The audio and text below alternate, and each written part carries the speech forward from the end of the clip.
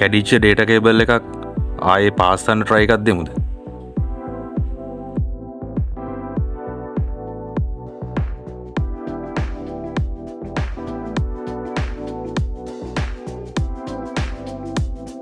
මුලින්ම මේ සොකට් එක වටේ තියෙන රබර් වලින් හදපු මේ කොටස කපලා අයින් කරගන්න ඕනේ.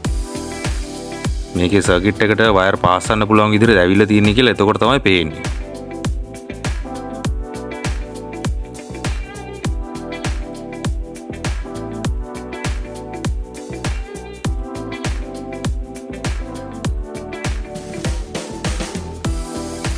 මේකේ නම් පාස් කරන්න පුළුවන්.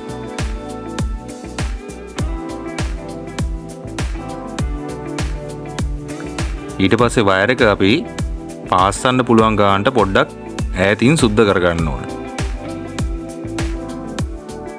මේ වයර් වල තියෙන පොඩි විශේෂයක්. සමහර වයර් වල මේ කම්බි ඇතුලෙන් හීනි නූලක් වගේ එකක් යවලා තියෙනවා. ඒක එවලා තියෙන්නේ වයර් එකේ ආරක්ෂාවට. කම්බි ටික ඇදිලා කැඩෙන්නේ නැති වෙන්න යාට සපෝට් එකට තමයි තියෙන්නේ.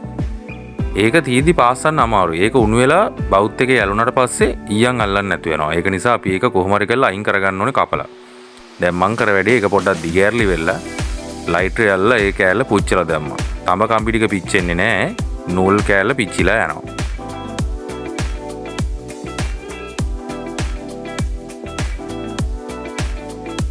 මම නම් ඉතින් තාම වැඩ ගන්න දුම්මල වලින්. ඉතින් හොඳ ෆ්ලක්ස් එකක් තියෙනවා නම් ෆ්ලක්ස් ටිකක් ගාලි වෙලා අපිට වයර් වල ඊයන් ඉස්සලා ගාගෙන ඉඳලා ඊට පස්සේ මේ සොකට් එකේ බෝඩ් එක ගාවට වයර් ටික පාස් ගන්න තියෙනවා.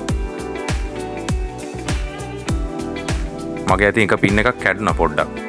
එතනේ පාත් එකක් පොඩ්ඩක් පුරවගෙන ඔන්න දැන් පාස් ගත්තා. බලමු අපි වැඩ කරනවද කියලා. වැඩ කරනවා.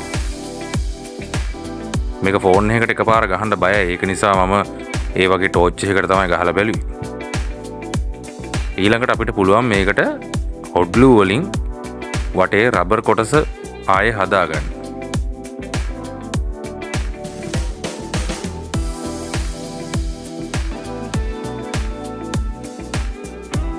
ඊට පස්සේ ඒක අර තියෙන ඇල්මිනියම් බට කෑල්ල වගේ එක ඒකත් ඒ අදාළ තැන්ටම තියලා මම හොට් ග්ලූ දාගත්තා.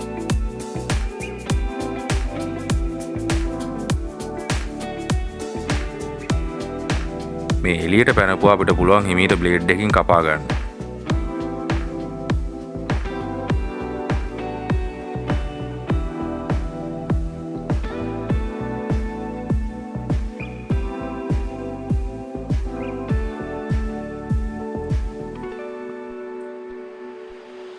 අර අස්සවල් වලට හරියට බැහැලා නැත්තම් අනිත් එක පොඩ්ඩක් ෆිනිෂින් මදි නම් කැට කැට ගතියක් තියෙනවා නම් ඒක පොඩ්ඩක් දිය වෙලා එකමුතු වෙන්න අපිට පුළුවන් හොට් බ්ලෝවර් එකකින් අල්ලලි වෙලා ඒ ටික එකට උණු කරගන්න පුළුවන් ටිකක් හොඳට දියාරුලා යන්න.